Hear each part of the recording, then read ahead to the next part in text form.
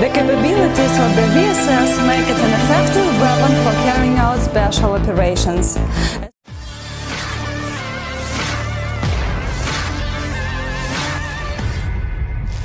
Kementerian Pertahanan Rusia menerjunkan pasukan penembak runduk atau sniper di medan pertempuran Ukraina. Aksi senyap sniper Rusia saat beraksi melawan pasukan elit Ukraina memiliki peran vital. Para sniper juga dipersenjatai senapan senyap khusus yakni VSS Vintores.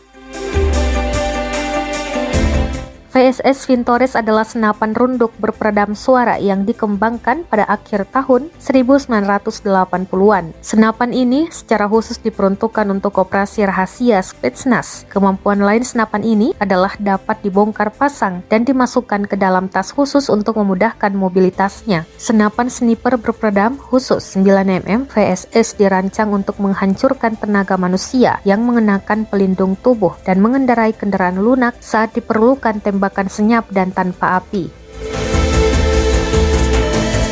VSS adalah senapan knockdown yang cepat, cocok untuk dibawa secara tersembunyi. Senapan menembakkan cartridge sniper subsonic SP5 9x39 atau cartridge SP6.